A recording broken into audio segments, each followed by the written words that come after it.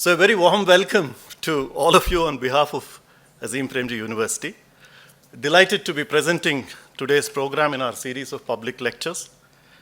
And this is one of the ways by which our foundation tries to realize its vision of a just, equitable, humane, and sustainable society. I know many of you regularly attend our public lectures, and you come here because you are invested in education and development of our country, and because you are well-wishers of the university. There are several of our students who have done a 90-minute commute to be here, and thank you all. A brief introduction to the speaker and the interlocutor. Ambassador Sarna's CV was part of the invitation, so I will just pick a couple of highlights. He's an author, columnist, diplomat, and former Indian ambassador to the United States. He was the longest serving spokesperson of the Indian Foreign Ministry. And I understand, and this is from fairly reliable sources, that amongst all the services, that is the IAS, the IFS, IPS, etc., IFS has the highest per capita books authored. And Mr. Sarna is a brilliant ambassador of that tribe. I can see several of you from the IAS and IPS communities here, so maybe this is your call to action. Ambassador Sarna will speak on being an author and a diplomat, two worlds in one. And during the Q&A, you can ask him how it was to work with 2 prime ministers and 3 foreign ministers. And I can assure you all of them were very interesting people. In conversation with him will be my colleague, Dr. Malini Bhattacharjee.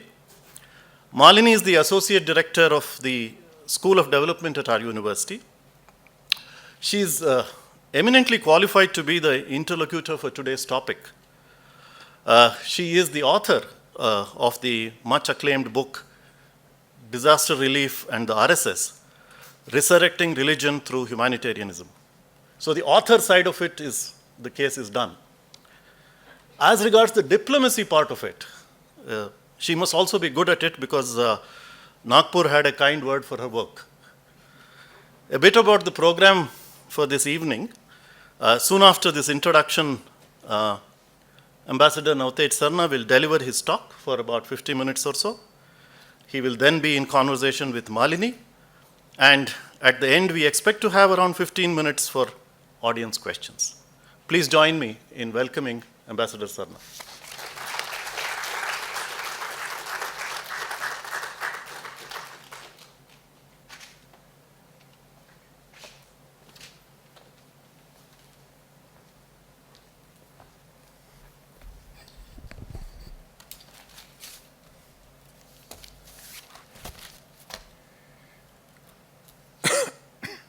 Thank you very much, Sudish, and thank you to the Azim Premji Foundation and the BIC for hosting me and hosting this event for this evening. I am truly grateful for all of you who have come. I know there are severe problems of traffic, and there are other attractions like voting in different places. And I submit to the supremacy of the Indian democratic process any day.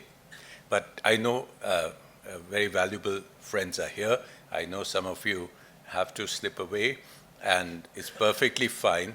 It probably, I feel that in this cozy atmosphere, 50-minute talk may be too much to bear for the audience. So at some stage, if I tend to peter out, Malini, do please come in and we can have a longer chat, and that may be probably of more interest. But I'm so glad that you have chosen today, even though we are talking of diplomacy and writing and literature. I think the subject is biased in favor of literature and writing. And that is so much, because there's nothing out there in international relations today which does anything to gladden the heart. There are crises mushrooming everywhere.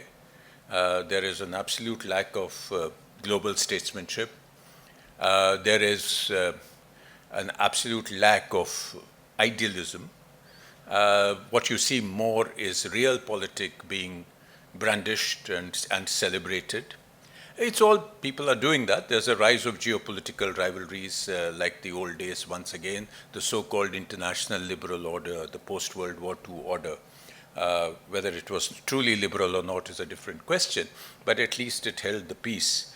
And that has distinctly collapsed. But the world of literature, the world of writing, is a more comfortable refuge. It is something which gives us a promise, a hope.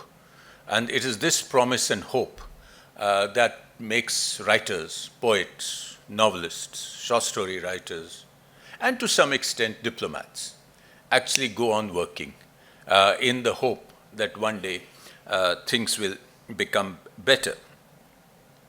It's also very heartening, and I'm grateful for that, and I say it with all humility, that you have thought it fit for me to talk on both these two worlds, which shows to some extent that I have been part of these two worlds for 40 years or more, and or less than 40 years for diplomacy, more than 40 years for writing.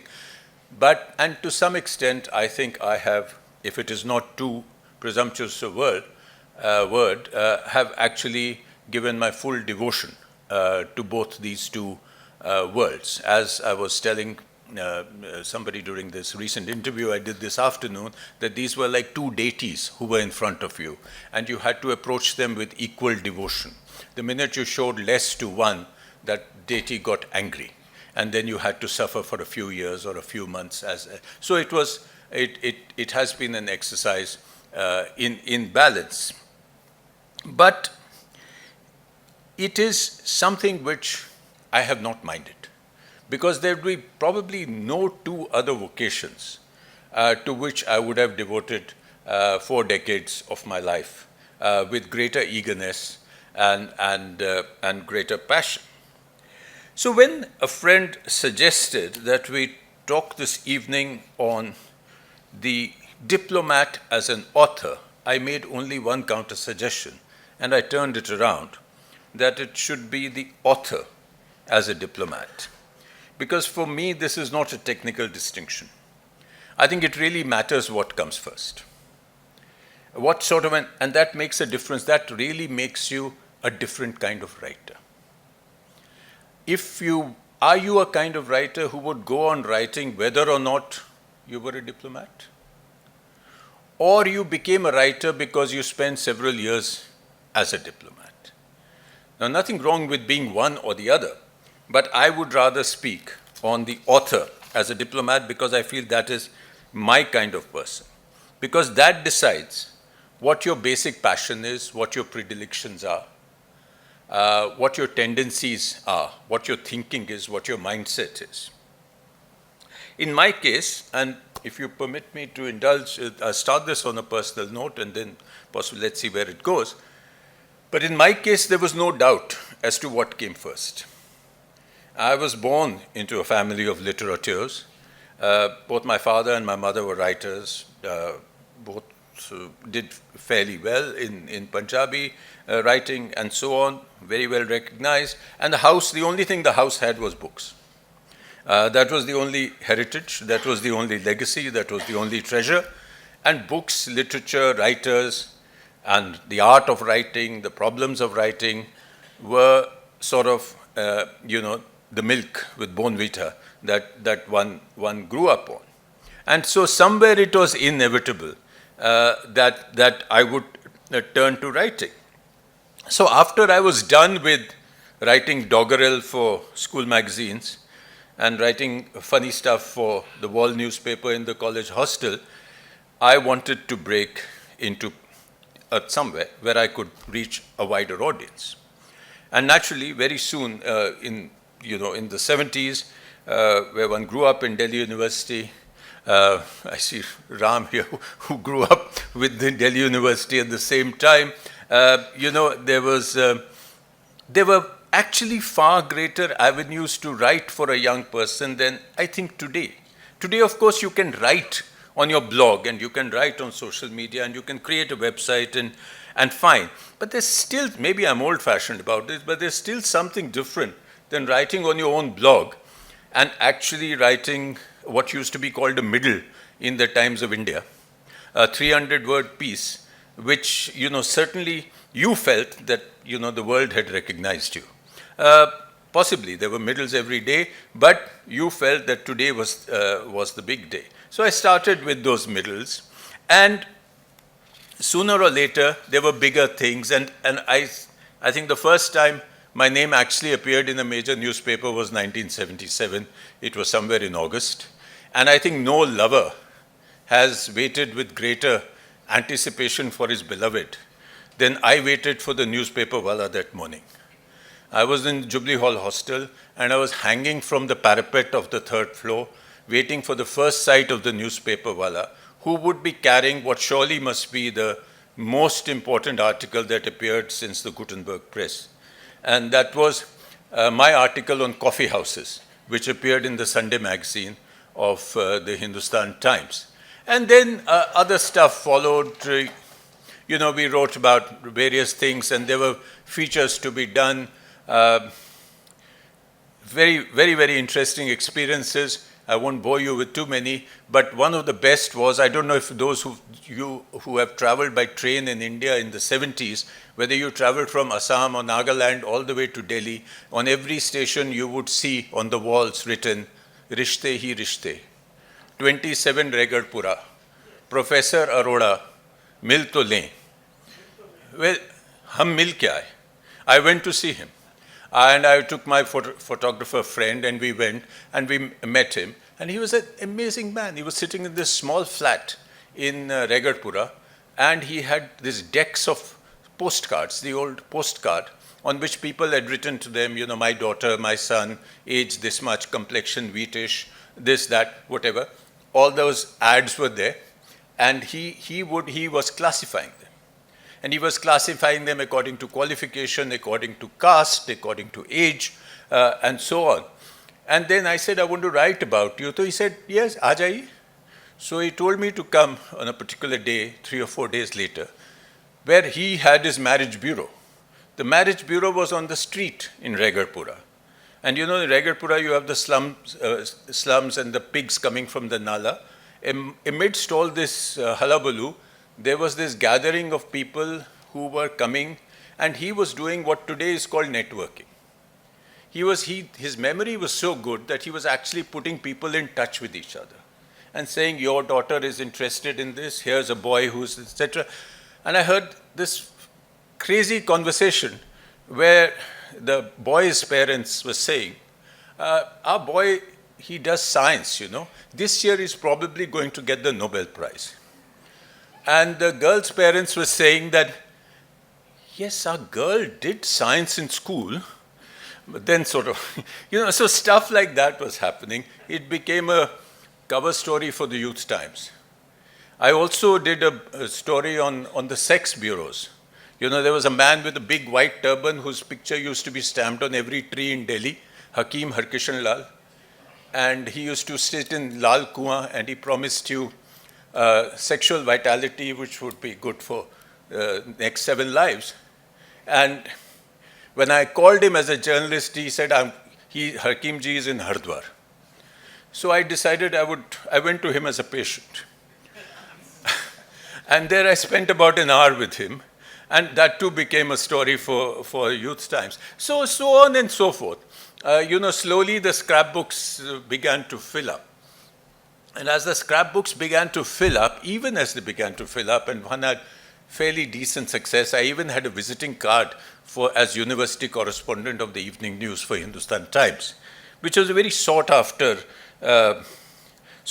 position. Before me, famous university personalities like Parvez Diwan and Ramu Damodran had held those posts. And when Ramu left, I got the job, which was good because it paid for a lot of dinners at Khyber Pass and Kingsway Camp and so on and so forth.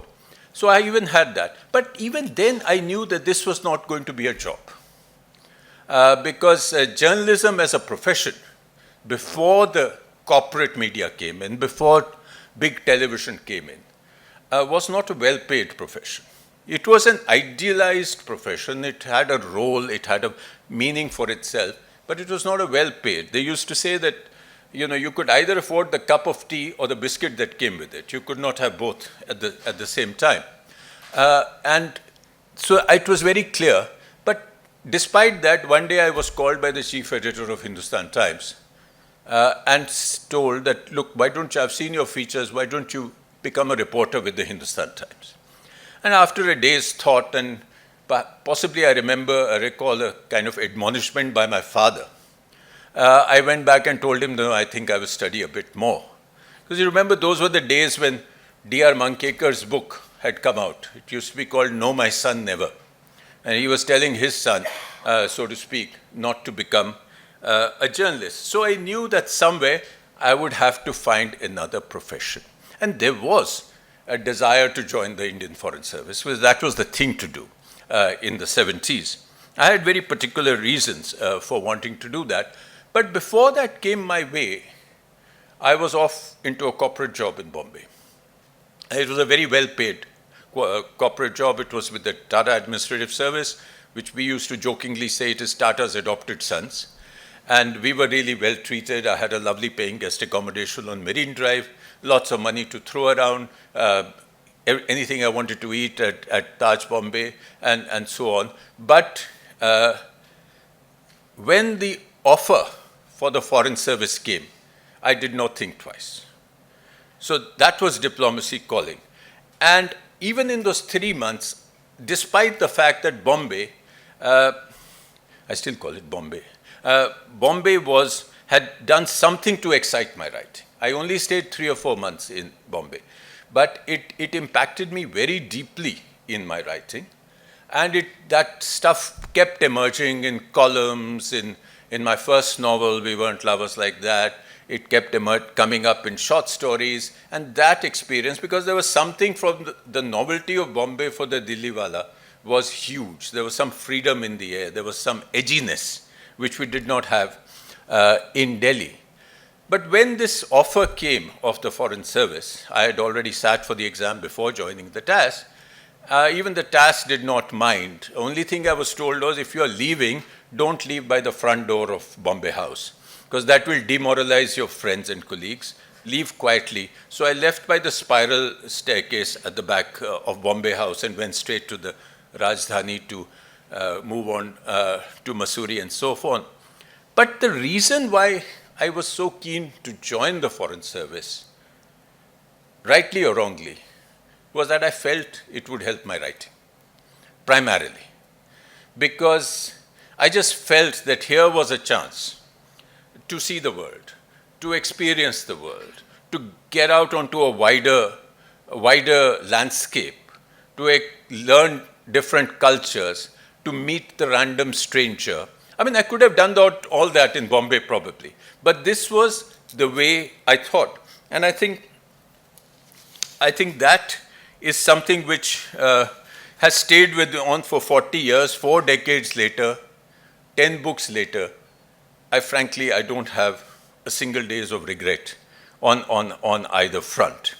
And the reason for that, I think, is that because if you approach these two deities with the right amount of devotion, they are actually complementary to each other.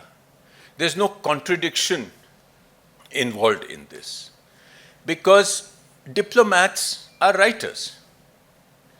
I mean, any good diplomat must be a good writer, because you are traders in words. I mean, whether you go back to the Roman and Greek diplomats and ambassadors and envoys, how were they selected? They were selected for their oratory, for their rhetoric, to be able to speak, to convince, to persuade. And for that, these are the same things that you bring in as being a writer. Now, whether you're going to say we condemn this development, or we strongly condemn this development, or we express deep disappointment, or we are deeply anguished with this development, I mean, it can make all the difference in the relations between two countries. It will be held against you for the next 50 years that in 2024, India made a statement which deeply condemned this, and actually the Chinese only said disappointed, so they will be deeply held against you. So, so how much door do you want to leave for redress? How strongly do you want to express yourself? This is what diplomats do day and night. I mean, the kind of hours that are spent in the Foreign Office for choosing what is called the mot juste, the right word, which one to apply. I mean, the kind of negotiations you would have working out a joint statement. I mean, Lata is here, she will tell us, the joint statement between India and Pakistan, how much you will fight over the use of one word, because that's going to go in record. That's going to be able to, both countries are going to go back and tell their bosses, we did it, we showed them, see what we got. Now, both of them should be able to do that. Both of them should either be equally unhappy or equally happy. So, this is something which is common between the two professions or the two vocations. I shouldn't call it profession. Writing for me is not a profession, more a vocation. But in fact, it's not just in this joint statement and negotiations, particularly multilateral negotiations, but in your other stuff, everyday speeches, press releases, statements, and how you're communicating with your headquarters. I mean, in the old days, we used to have most of our dispatches were sent by diplomatic bag. Sometimes it would take 2 weeks for the bag to reach. And some of our ambassadors, our seniors, who were particularly careful, used to not even dictate their dispatches. They would write in handwriting and then seal it twice and put it in the category A bag, and that is how it would go back to Delhi. And then, of course, your diplomatic cables. The diplomatic cables, which are the bread and butter of diplomatic reporting. And these are, you have to be a good writer to make an impression in a good cable, because very often in the foreign service, a lot of people never see each other through their 30, 35 years. They are never posted together. If one is at headquarters, the other one is abroad, or they see each other at a distance once or twice during their career. But what goes through across the small service, across the diplomatic service, is your reputation, which is entirely based on what your cables are. Are your cables garrulous? Are your cables absolutely, wandering all over the place? Are they focused? Are they analytical? Are they logical? Reputations are made and destroyed on the basis of cables. So again, writing and diplomacy going together. But a lot of this is largely restrained writing, because the first thing that leaks is the cable, although it has the higher security classification. But the first thing that will leak will be the cable. And people have lost jobs, people have everything, careers have ended on the leakage. Sometimes cables are leaked deliberately. Cables are leaked to settle scores. Cables are leaked to diffuse a certain policy trend. So if it comes in the press, then this won't happen, and so on and so forth. So mostly this is restrained writing. There used to be one great exception in the British Foreign Service, the tradition of valedictories. And these were the last cable an ambassador or a high commissioner was entitled to send at the end of his post. And then, of course, at the end of his career. And this would be given low classification deliberately. It would be circulated all over Whitehall. It would even go, some of them would even reach Buckingham Palace. And they are all contained in this lovely book called Parting Shots. And where the ambassadors have really let it rip. They are openly self-critical, they are self-indulgent, they are critical of the countries they are posted in, they are critical of headquarters. Unfortunately, it led to some amount of embarrassment about 15 years ago, and the British Foreign Office then has stopped this practice. But here was a case in which diplomats were doing their free writing. Now, perhaps because of this complementarity, which I have spoken at some length about, a lot of diplomats turn to writing for publication because they feel that they have gathered enough material, they are very good at writing, so why not produce books? Now, which is why I think it was mentioned as to the tradition of the Indian Foreign Service in writing. There are worse examples. The French, for instance, or better examples. The French, for instance, reached their apex in 1937 when 50% of the diplomats at the Quai d'Orsay were published authors. And there's been a study, a continuing study of the Italian diplomatic service. And by latest count, 1,400 books have been published by about 340 diplomats, retired or serving, since the Second World War in the Italian Foreign Service. The Indian service has not done too badly at all. A colleague of ours, Abheke, he's a published poet, he's done this study. And in that study, it is 150 Indian diplomats have published books. Now, what do the majority of these diplomats publish? The Italians have done this analysis. The bulk of that 1,400 books is international relations and history. And then there's a smattering of poetry and law and various other things. Because that is what diplomats know best. That's what they have been dealing with. So they have that knowledge, the practitioner's knowledge. Because then what has happened is that earlier, if you recall 20 years earlier, the majority of books on international relations were written by academics.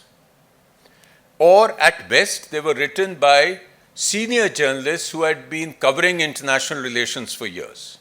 Now, all these were based on archival resources, they were based on personal notes, they were based on interviews with leaders. And these are valuable books. They were used as textbooks. But you could not, by any chance, mistake them for easy reading. Now, what has happened in the last few years is the emergence of the scholar diplomat.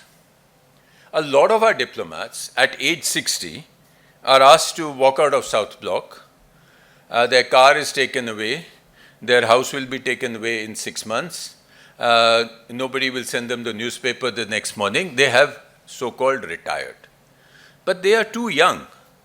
Their minds are active. They don't want to simply go back and tend their garden and look after old papers and all that. They want to be intellectually active. And for most people, honorable exceptions apart, the corporate boardroom is not their natural place to be. They are more at home at universities, at think tanks, at strategic forums.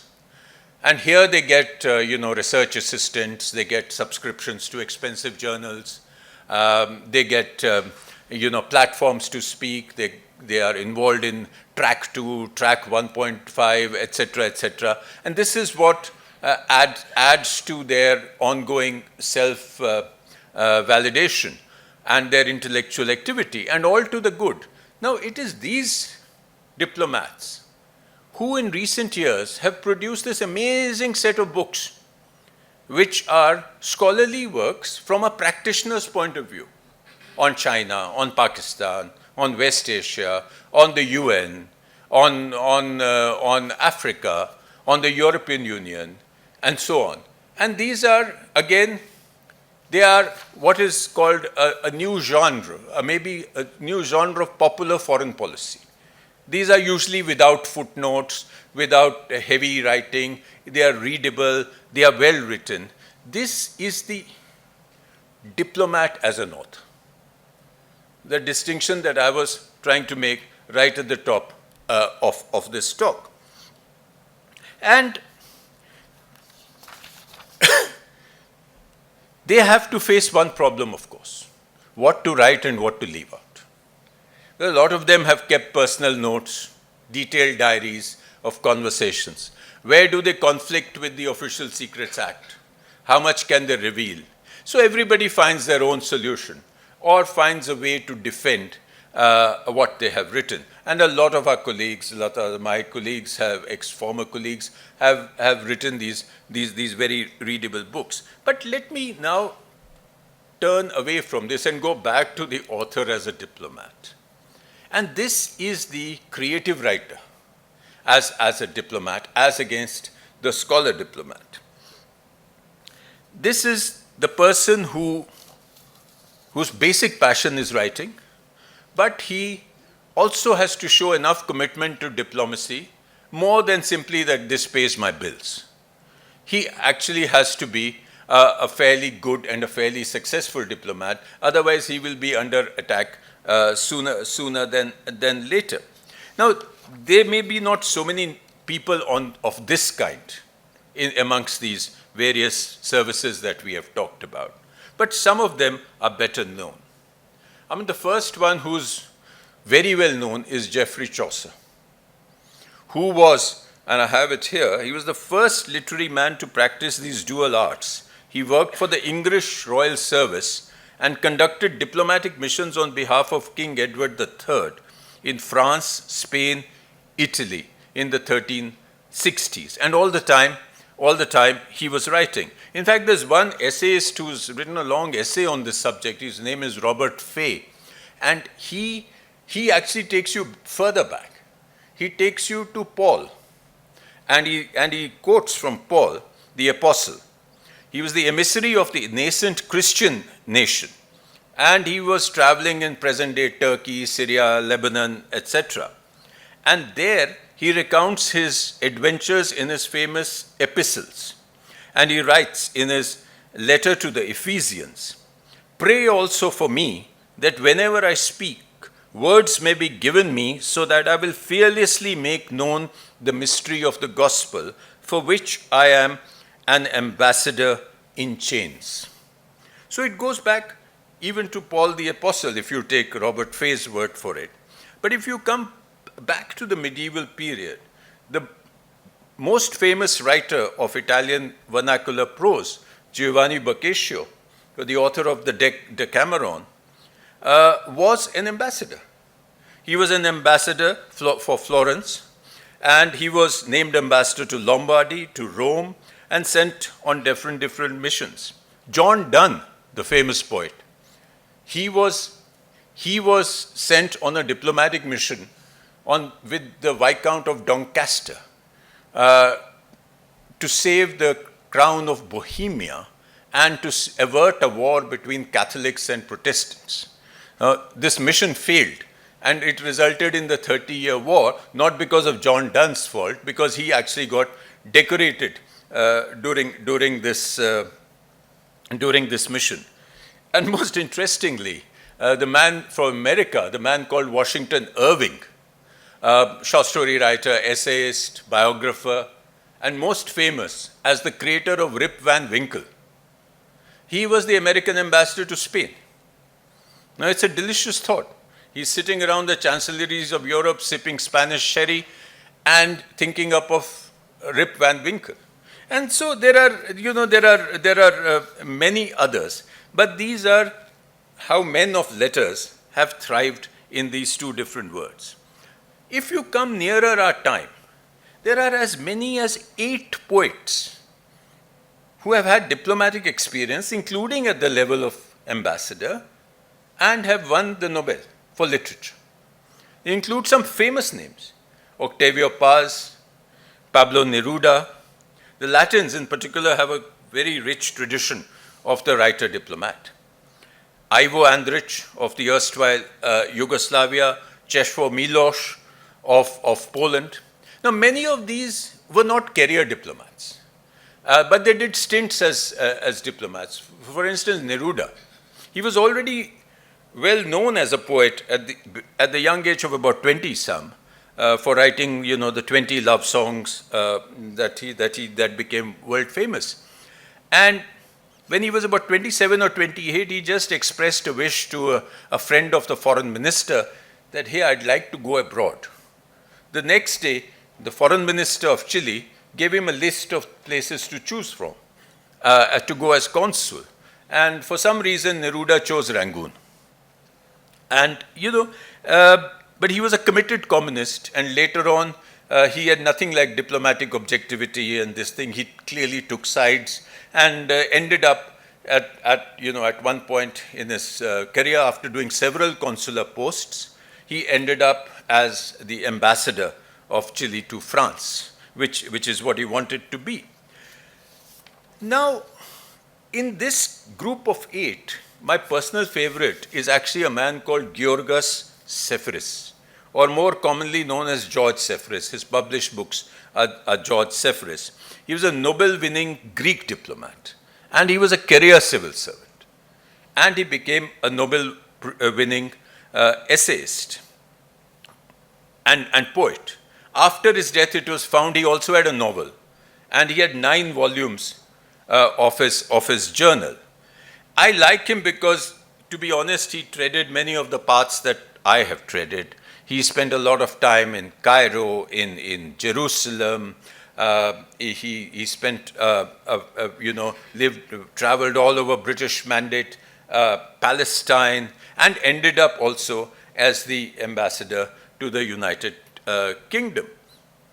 Now, in his journals, he makes a very interesting distinction, which is more to the point of our subject. He had 2 different journals. His literary journals was called Days, simply Days. And his other journals was called Service Journal. Now, this is a distinction which he did not find very easy to maintain. And if you actually go through these journals, you can make out where one mingles into the other. But in his literary journal, he mentions at one place, and I have one of the volumes of his literary journals, it's called a Levant journal, it's fabulous. He mentions, these jottings aren't about the things that matter, more like the sorry traces we leave behind us, our cast-off clothes. But he knows, and the reader knows, that this is what really matters. These are the jottings that are going to grow into his poems. These are the jottings which are his observations on the human condition, which will actually outlast any amount of political analysis that he's writing in his service journal, which will be, fish and chips paper the next morning. But then, do you maintain this distinction? How do you maintain distinction? I have been asked this question many times, and the unkindest version of this question is, you guys have no work or something? You sit in these plush embassies and you write books?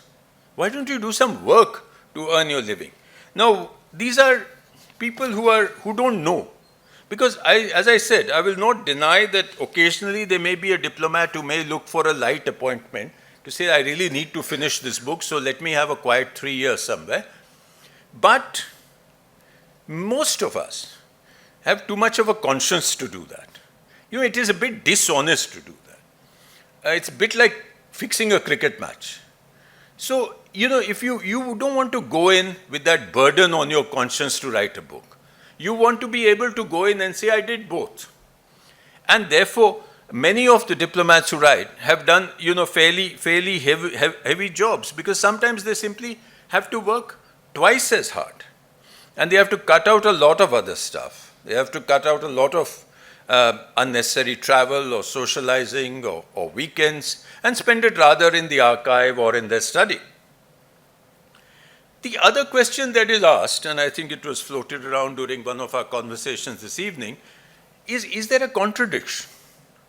I mean, diplomats are supposed to be cautious, they're supposed to be guarded, they're supposed to be secretive. And writers, if they're going to be popular fiction writers or poets, etc., have to write all that. This question really came to the fore when my first novel came out, We Weren't Lovers Like That, which was a novel which was a very vulnerable novel. It was about a vulnerable man. It was a book in which the man sort of, puts it all out there, all levels of emotion. And I happened to be at that time the Foreign Office spokesperson, which you mentioned. And the spokesperson is very guarded. Every word that he's saying has been cleared or should be defensible or should not cause a media problem, etc.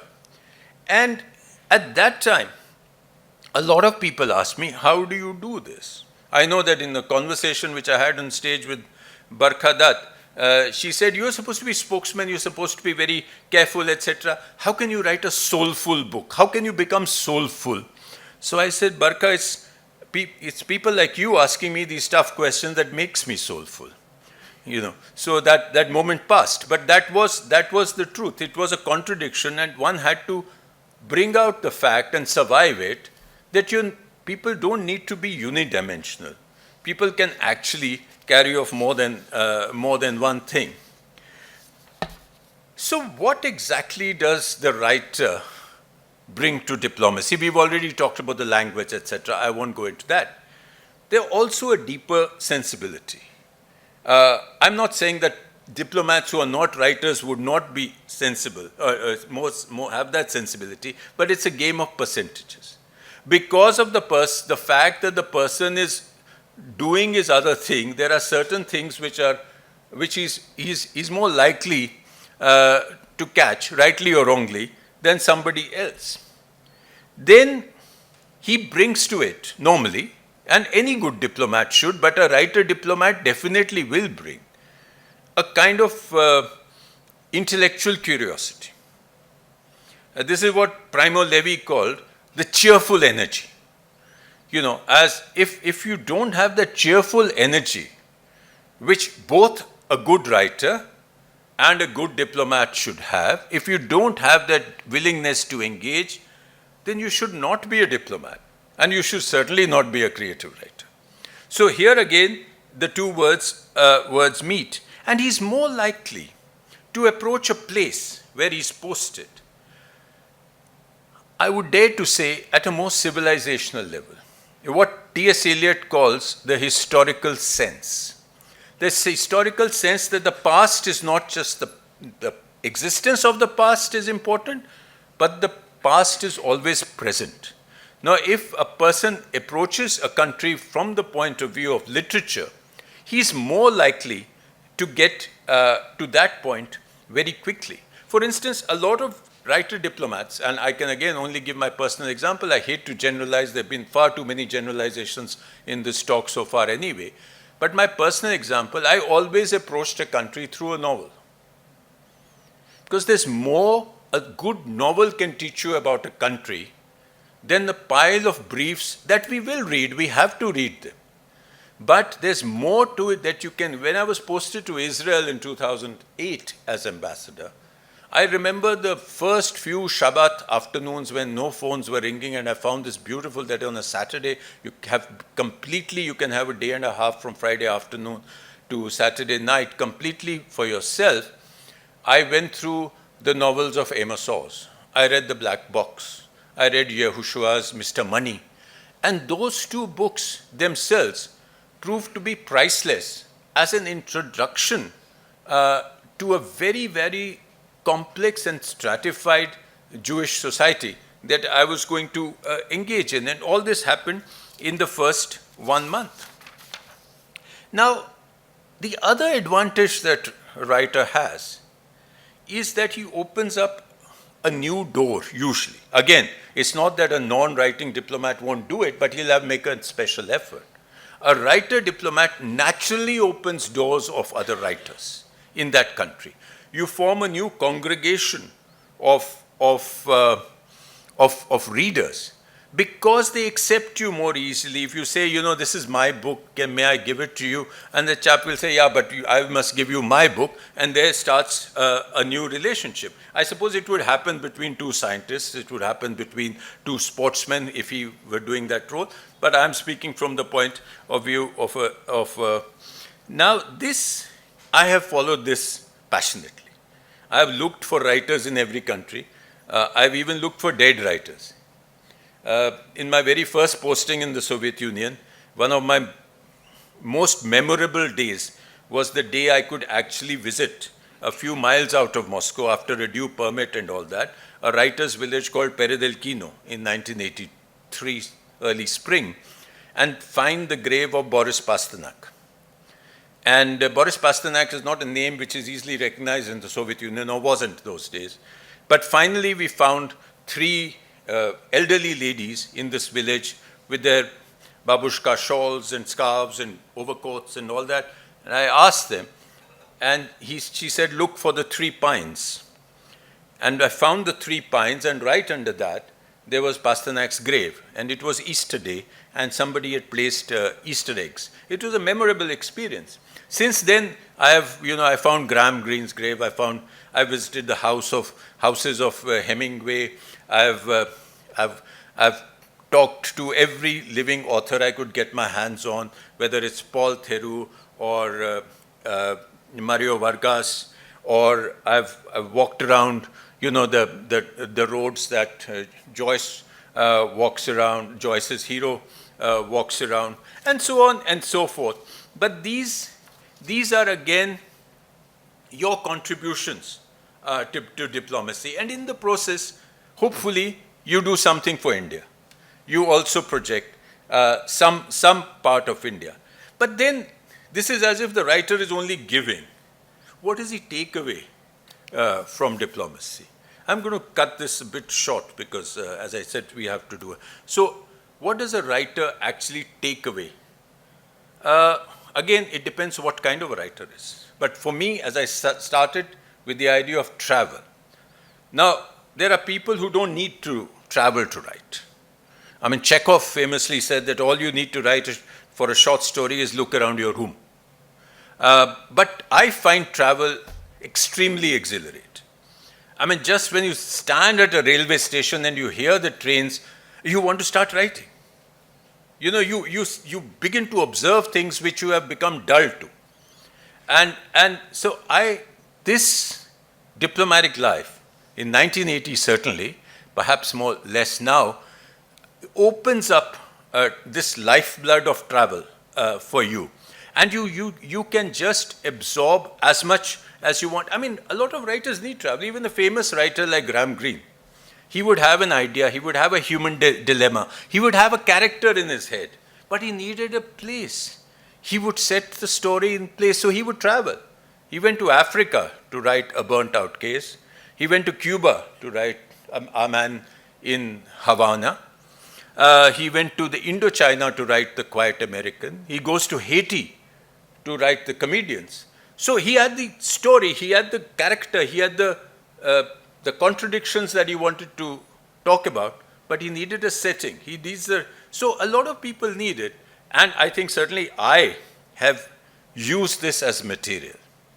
I mean, a lot of my books, not a lot, I've only done a few, but many of my books would not have been written, I can honestly say, if I didn't have this facility to travel.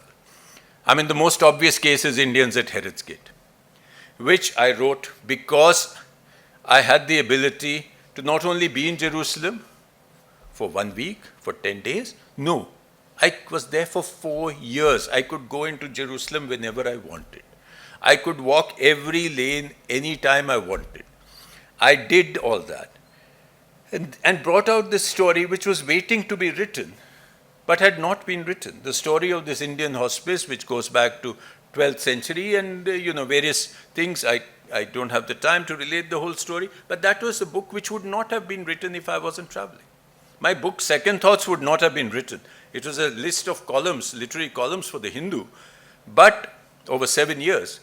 But most of those columns were written when I was traveling with a book to that country on official duty. Now, I had a novel in my hand. Nobody is going to say, why are you reading a novel, etc. I had Babarnama with me when I went to Kabul. I had various books with me in every country. So the Second Thoughts has been written because I was there. I would not have been able to write The Exile, which is on Maharaja Dalip Singh, if I didn't have the facility to travel. And I couldn't have paid for it, to be honest. I did 6 trips to Lahore. Those were good years between India and Pakistan. and I was traveling as spokesman, I would take a few hours, I would take an extra day, and I would walk around Lahore Fort. And I got the flavor of Lahore Fort, I got the flavor of what young Dalip Singh would have been seeing, what Maharaja Ranjit Singh Empire would have sounded like, all of which I could put in the book. I could travel to Paris and spend a few days there and walk to every address where Dalip Singh stayed. I had the addresses, but I wouldn't have had the time or the money to do this otherwise, because I've never got a writing grant in my life. So you get material. And some of it material is not just, there also famous writers get material. Octavio Paz. His stay in India was critical to his writing. And he writes, the Nobel Committee, when they gave him the prize, said, in 1962, Paz was appointed Mexican ambassador to India, an important moment in both the poet's life and work, as witnessed in the various books written during his stay there, especially The Grammarian Monkey and East Slope. Now, these books gave him the strength, they gave him the leverage to actually resign in 1968 as to protest against his government actions in Mexico. He used to walk around Delhi, he traveled throughout India, collecting stories, studying Indian architecture, studying the monuments of India, all of which went into his poetry. Now, Neruda, for instance, did not use India. Neruda was, the nearest he came to was he was posted as a consul in Colombo. He traveled to India as long back as 1928 to attend the Congress session. And later on, he came in 1950 and he was put off because he was a communist. So our customs gave him the rough treatment, and they opened up his suitcases and he got very angry, reportedly. He was made to wait a bit in Pandit Nehru's office. That put him off a little more. So he never actually wrote about India, but he's written a lot about other stuff. But India did not impact him. So again and again, I come back to this. These are two things that go together, because diplomacy is, we always talk of the protocol, vitriol, and alcohol. The Indian version is protocol, alcohol, and tea and call.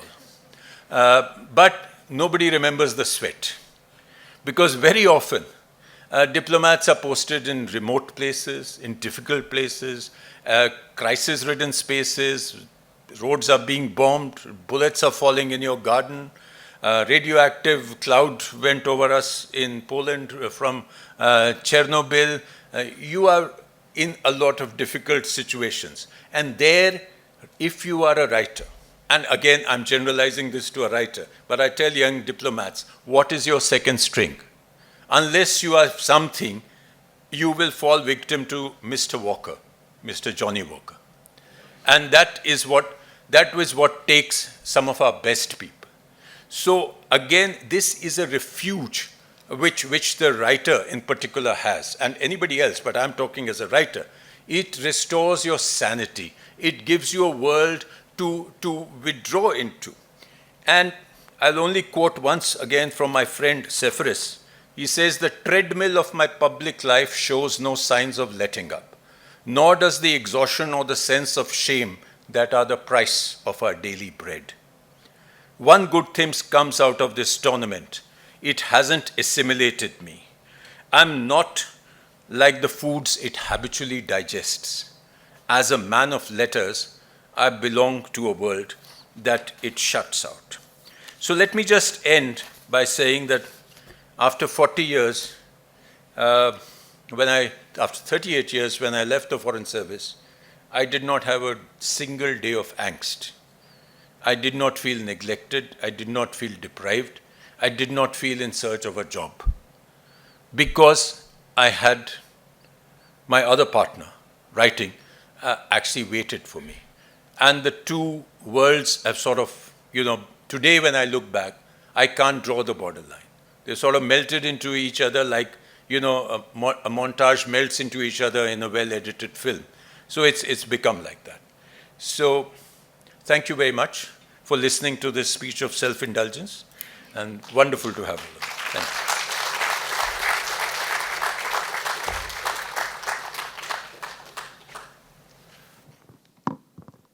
Thank you so much, and good evening, everyone. My name is Malini, and I teach in the School of Development at Azim Premji University. It's an absolute pleasure and a rare opportunity for a young scholar like me to be engaging in a discussion with a man as accomplished as Ambassador Sarna. I thoroughly enjoyed your lecture, sir, and I'm sure everyone present here would agree with me when I say that this is perhaps one of those most refreshing, authentic, and candid lectures that at least I have heard from a former diplomat. Thank you for approaching this talk with a fair amount of vulnerability. This is absolute food for thought for many, many years to come, at least for me. Given that this is such a rare opportunity, I will not waste time in getting on with a few questions that I have for you, sir, and then we will open it up to the audience. So the first question has more or less, I think, been answered as I was listening to you, which had more to do with not so much about how does one balance the career of being a diplomat and an author, not so much in terms of how does one find time from such a busy schedule to engage in writing, but more to do with how does one marry these two very different, at least in my head, very different epistemes, so to speak. The episteme of a diplomat or a bureaucrat is perhaps more to do with what Max Weber says, the legal, rational, bureaucratic temperament, which likes to see the world more clinically, which is much more cut and dry, from that of the episteme of a creative writer who probably is looking at the world from very different lenses, is acknowledging that there is more than one truth. So a lot of that has already been answered for me. And as you were speaking of this duality, sir, I was also imagining of another duality that's much more closer home for me and my colleagues who teach, which is the duality between being an academic and a writer. Now, one might find that a bit odd because academics are supposed to be writers naturally. But what I must also say is that in my experience, I've come to realize that the academic genre of writing is fairly limiting. It's very constraining, especially because you're supposed to, again, follow a legal, rational route, be very clinical, footnote, provide the correct references, while creative writing is far more, is less constraining. So my question to you is the historical novel the only way out to marry these two epistemes? Wow. I think that's a... well, let me say this. I think you shouldn't limit yourself to one way out. I think it was, if I remember the words right, it was Scott Fitzgerald who said that the test of a first-rate intelligence is the ability to hold two contradictory ideas in your head and also retain the ability to function. So I think you should actually pitch off at the deep end. If I was an academic and I wanted to break out, I wouldn't go to the historical novel because you would be too close to the first episteme. I think you should go straight into poetry. You know, the further you go, the easier it will be. Because very often, if you're an academic, I'm not an academic, so I mean, footnote, just the sight of a footnote notches up my blood pressure by about 5 points. But I think if you had to break free, I would say you should completely break free. And I don't see why it's difficult, you know. As I said, you could be a spokesperson who's guarding every word, and you could still write a poetic, literary kind of narrative. So I think it's a question of, you know, a human being is very flexible. Human mind is extremely flexible. And you can actually you just need to want it bad enough. True. Yes, I will take that very seriously, that piece of advice. The second question I had is more to do with something that I'm grappling with right now, with the work that I'm doing. And I'm currently working on a project on the partition. And from what I've gathered, one of your books is about the Jallianwala Bagh tragedy. So my question to you is, when one is navigating through archives, there are, at least to my mind, two kinds of challenges that an author encounters. One is that we are taught, at least as academics or any writer for that matter, that it's important to triangulate data, that you look at data from all possible perspectives and angles. In doing that, the second challenge that I feel like comes up is, how does one separate oneself from somebody who's deeply invested and passionate about a particular theme, and with this burden of trying to be, quote unquote, as objective as possible, right? Actually, you're starting with the second part of your question. I think it's very important to decide, what are you writing? If you are passionate about, say, partition, I would not try to write a factual historical account of it.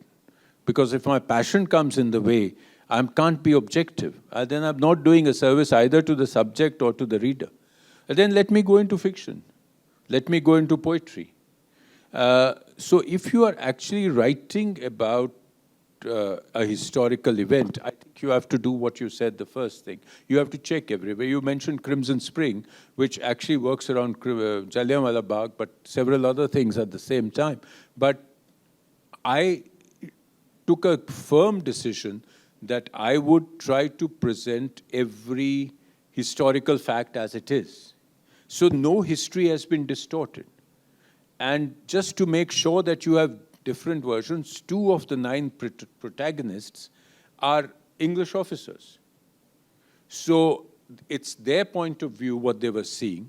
So the historical part is fully covered. What comes in is when you create the fictional character, and then you can let yourself go. Then you put whatever words you want in their mouth, whatever thoughts, how much anger, how much disgust, how much tragedy. So I would say, if you're writing about partition, then you have to decide, what are you writing? If you're writing a historical novel, stick to the history as it is and fill in the spaces. If you're taking a historical character who's a remote, small historical character, he's a district officer in one part, and then you can create his personal life. But you can't create the date that something happened, the particular riot happened, a particular, a border was opened, a crowd came, some killings took place, unless there is no information of it, in which case you have a green field and you can do what you want with it. Sure. Yeah, while I agree with you and I understand where you're coming from, I think what I'm trying to understand is, even while going through the archives, they might be talking about certain facts may be consensually agreed upon, right? So the fact that 1857 there was a revolt is widely agreed upon, but the British would call it a mutiny, while nationalists would call it the First War of Indian Independence. So we are looking here at multiple perspectives. Yeah. And when one is writing one's own book, which perspective then becomes more authentic? That's you.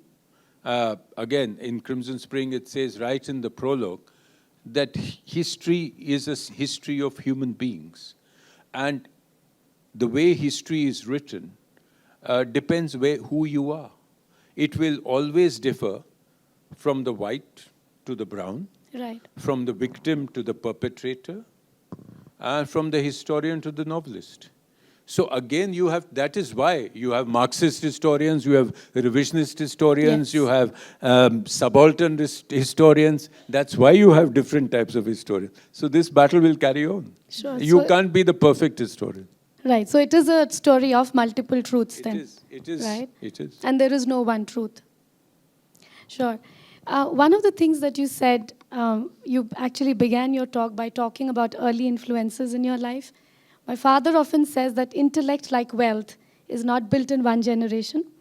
And one does recognize that your parents were obviously, the foremost, most important formative influences. But apart from your parents, were there other influences that, sort of prodded you towards taking writing more seriously? Was there one author or multiple authors that you really looked up to? No, well, I learned writing the hard way. So, I don't think I've still fully learned writing, to be honest. But I think I was not one of those guys who at age 17 suddenly could write this full-blown novel and get awards or prizes and stuff like that. So I actually learned with those 300-word pieces how to actually put things together, how to actually make an attractive sentence, etc. So I didn't have any other mentors, but I had mentors in the sense of the kind of the writers that I read. So I was a very, very, very regular reader, not a quick reader, not one of those guys who gorges off 6 books, but I would always be reading more than 1 book. So, I mean, that sort of, I sort of developed my style, I developed my influences from other people who had trod the same path. And I actually learned how to write a small article, how to do a book review, how to then move to a short story, how to then actually jump from a short story to a novel. And, a lot of my books, I still look and see behind the book on the last blank page, there are penciled analysis of the whole book, which I would desperately do as to chapter 1, he does this. Chapter 2, he brings in the second character. Chapter 3, there is a time shift. Chapter 4, this happens. Then there is a flashback. And I would try to analyze, how did he actually get this book together? So I think if you're fortunate to be one of those writers where you can just spin off a book, well and good. But 99% people are not. Yeah, sure. But apart from the craft that you speak of, right? I mean, what is it that really motivated you to write from such an early age? So when I converse with my students, I often tell them that, when you write, you give away a part of who you are. You write because you're angry with the world. You're dissatisfied about something. And your writing is your voice in the world, right? Yeah. But for a young person, you said you were 17 when you actually started getting published. What is it that really motivated you to write? I think it was something very banal. It was probably recognition. Actually my father had told me once, because he saw I was very keen on writing and he felt it might take me away from looking for a proper job. So he said, be careful, your byline in print is an addictive thing. And it is true. You see your byline once, you want to see it again and again.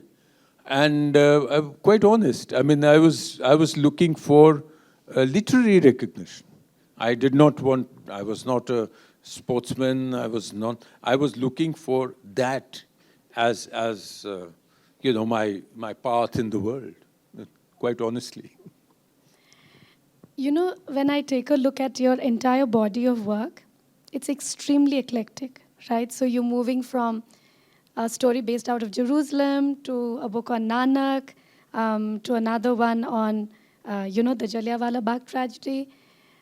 Do the dots join eventually for you? Well, I think in many ways they come together in Crimson Spring. Mm-hmm.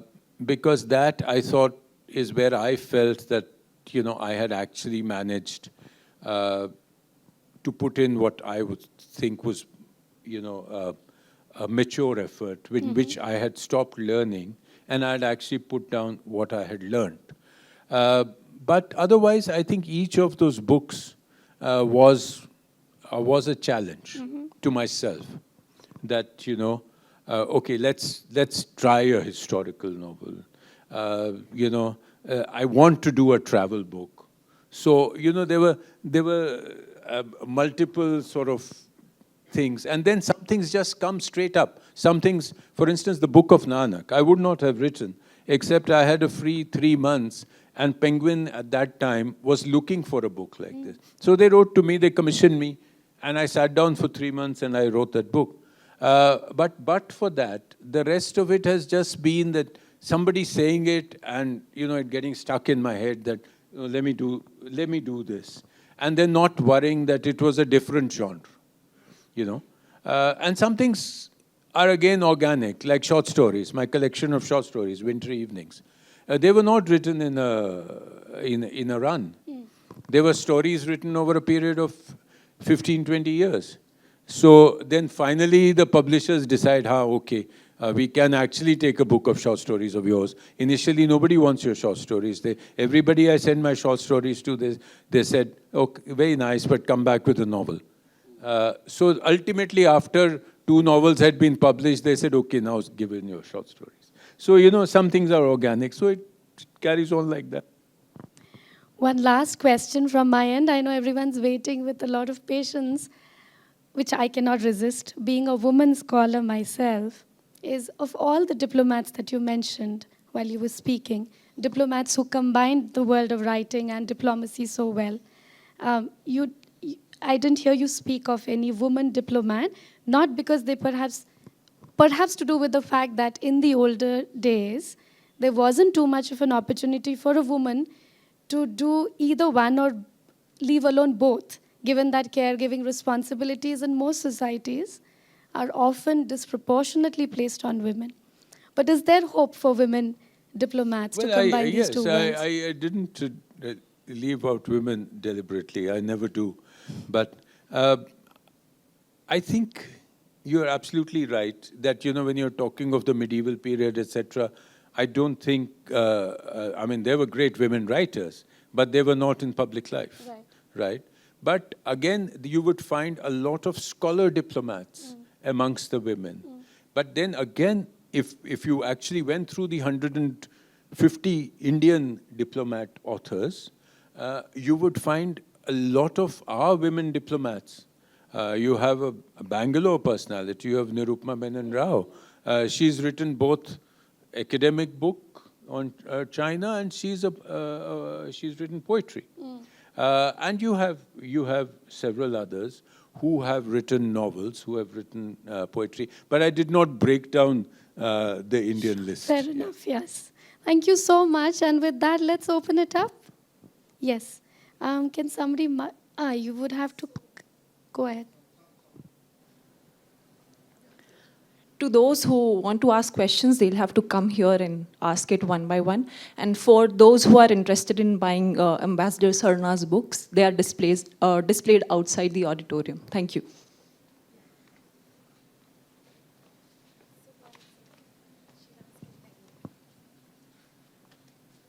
Thank you, sir, for that wonderful talk. The way you have balanced your career and harnessed your interest for writing, that's truly inspiring, sir.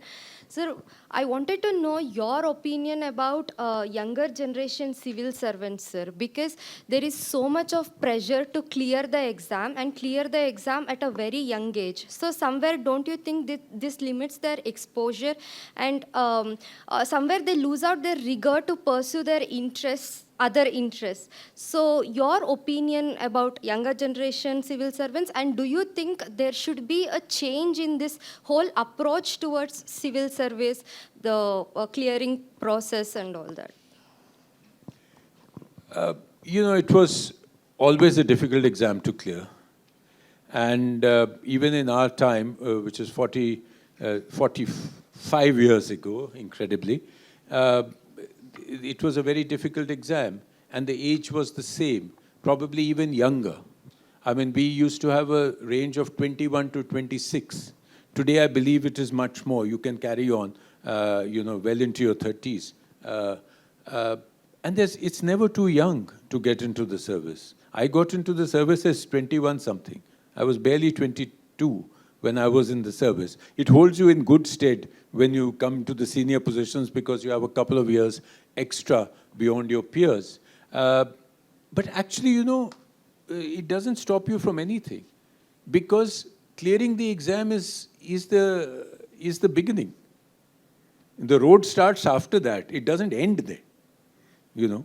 That is just the door that opens. After that, you have to learn. You have all your life to do whatever else you want to do. It's not that if you join the service at 40, you will already be something, unless you're a Pablo Neruda or somebody who's, brought in on the side. So I think it's fine. It's again a question of what you want to do. What you want to do. These are excuses. That I don't have time for this, I don't have time for that. 24 hours is a very long time if you play it right. And sometimes you should just time yourself with 5 minutes. Just put a stop clock for 5 minutes and see what all you can do in 5 minutes. You can actually walk from there, go there, have a glass of water, come back there, then go and pick up a book and come back there, and still 5 minutes will not be over. Yes, please. Thank you, Ambassador Sarna. It was a wonderful, very engaging talk. Really enjoyed it. Thank you. A question for you is, you've been an author far longer than you've been a diplomat. What is 5 years more. So what is it that you have learned as an author, writing different kinds of books and poems, that you have used as a diplomat? If you can share any specific set of examples where it has made you a better diplomat or help you take a decision as a diplomat by virtue of your having this huge experience across genres as an author. Well, I think some of it I mentioned already, but I think I won't go into a specific incident, but I think it's what it has helped me. I can't generalize for other people. I think where it has helped me is that being an author of the kind of books that I have written, I have managed to retain an absolute open-mindedness. So I don't get fazed if I'm sent into or did not, I should talk in the past, nobody's sending me on a diplomatic mission now, but I did not get fazed no matter where I went. For instance, I was posted to Tehran, and it was a very difficult day to land in Tehran. It was Muharram, and everything was black. All the people were dressed in black. There were huge black flags on the buildings. There was mournful music on the streets. It was a very sad time. And you could easily, in that week, completely get into a negative phase about the place. And you could, but, I sat down and I said that, look, nobody asked me to come here. I volunteered to come here. So why I'm not letting this happen. And then I opened myself and learnt about, what was happening, etc. The same thing happened in Israel. I had friends amongst the Jews. I had friends amongst the Arabs. And I could walk in and out of any quarter in East Jerusalem, in the old city, from the Arab quarter to the Armenian quarter to the Christian quarter and to the Jewish quarter. And I would be recognized, I would be welcomed, I would have chai, I would have coffee here, etc., because I did not carry any biases, and none of those biases came out in my engagement. So I think what writing gave me was an ability to just open myself to experience and to see things from the other person's point of view. To be able to see what is it that drives this person. What is this? What is the thing running in their blood that brings? And this is what Eliot calls it the historical sense. Because, nobody is there in a vacuum. Each person in whichever country, whichever society is part of a stream. So things have happened before and things will happen in the future. And that person and you are just molecules at that moment. You're inheritors to a certain tradition, you're inheritors to a certain value, and you will be giving these to the next generation. So I think these sort of things help me feel very comfortable, no matter where I was. So I think that is perhaps the best I can do. Thank you. Good evening, Ambassador Sarna. It's a privilege to listen to you today. The first time I heard about you, it was in the newspaper. You were there during the Trump era in the US. So it's very nice to listen to you today. So my question is a lighthearted one. Amongst all your postings, which one posting kind of made you slightly distracted from your usual work, to think as if I should just stop all my work and keep writing all day? Which was that one global destination which, if there was one, which made you think so? Secondly, just a small other question. There is a relatively smaller section of Indian diplomats who also write fiction like you. If I'm not wrong, even the writer of the book which inspired Slumdog Millionaire, if I'm not wrong. So do you have a small community of such writers in the service when you meet each other, talk about what books are you writing on? So I would like to know more about that. Thank you. Well, the first thing you asked, I'm desperately trying to go through all my postings, but I think I did not have any such luxury where I could say, "Theek hai, now 3 years I'm going to write." But you have good patches. Let me say my posting in Israel, although one of the busiest, I actually produced 4 books. But that was also because, as I said, it could go into very quiet periods.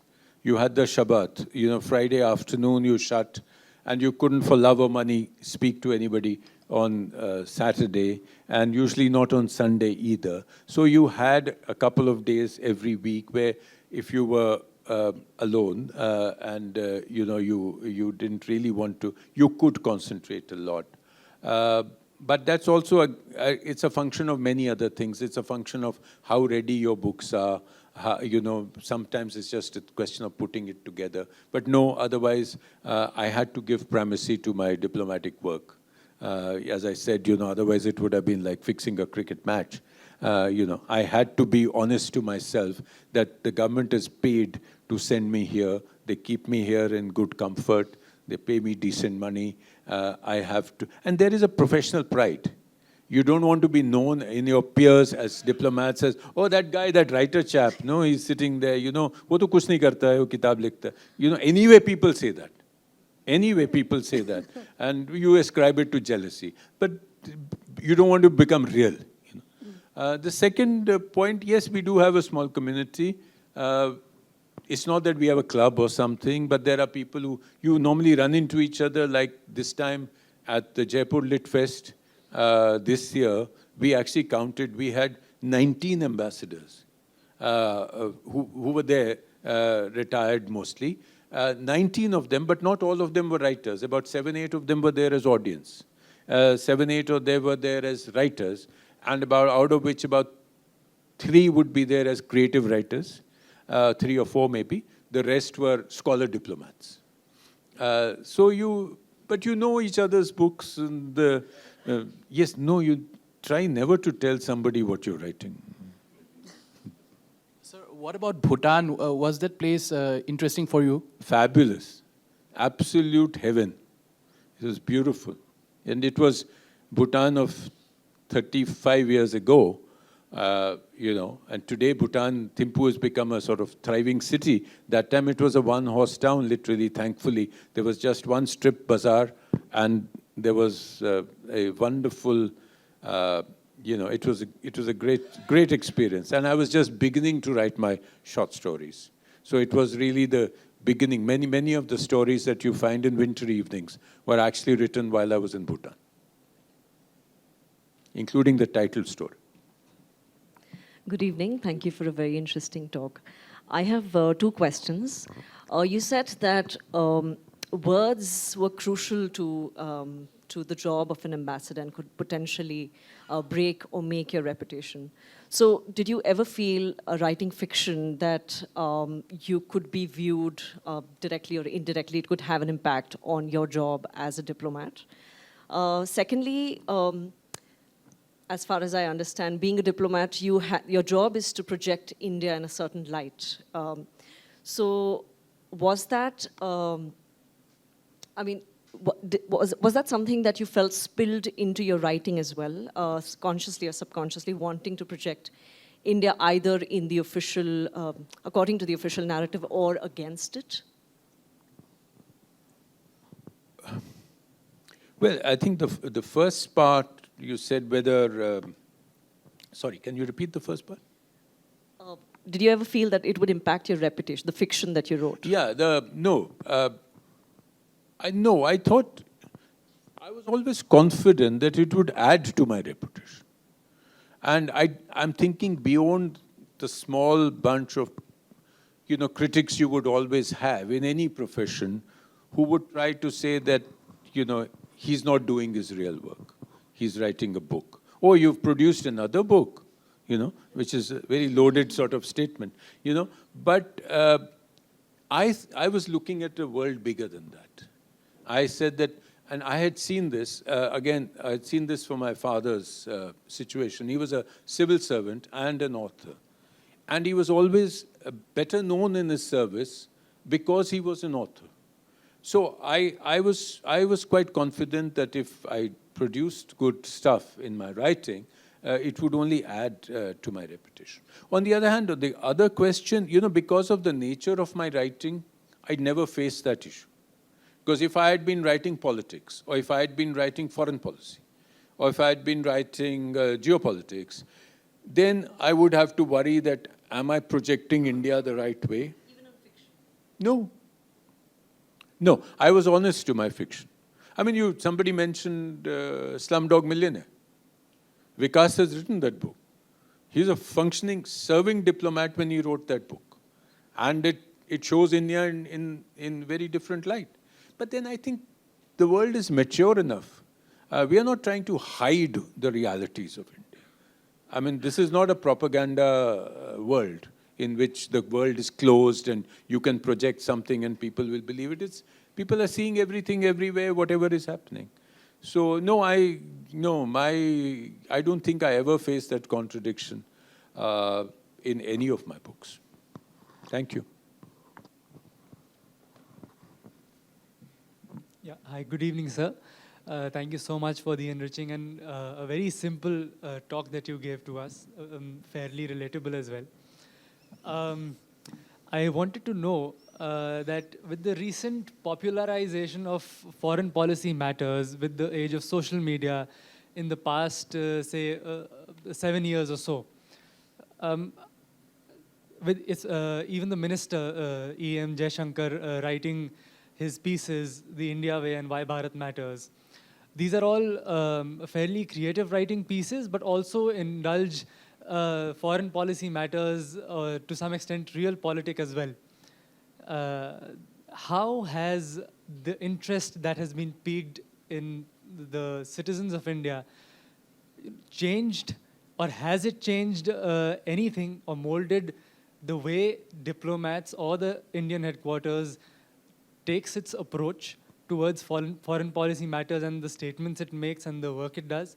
And conversely, does that interest in the citizens of India motivate or bring the authors in the career of diplomacy more interested into writing about foreign policy matters that are actually based on real incidents? I think there are several questions, but let me just try to break it down.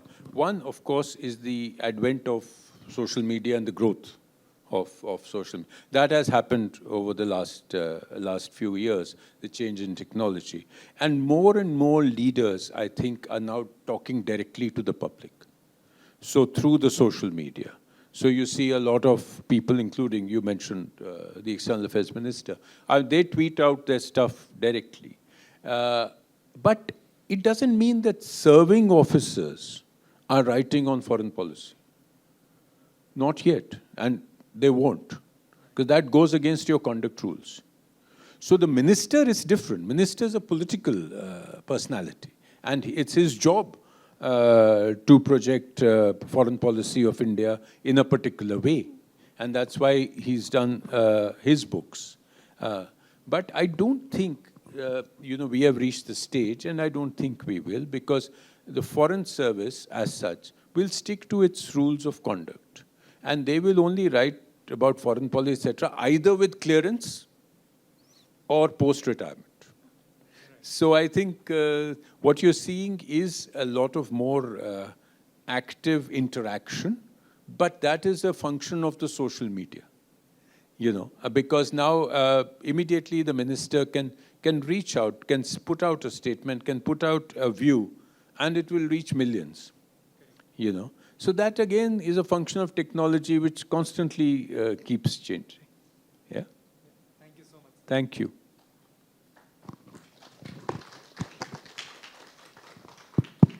All right. With that, we will bring this very engaging, very enriching conversation to a close. Thank you all for being so wonderful, an audience, and thank you so much, Ambassador Sarna again. Thank you. I can sign books.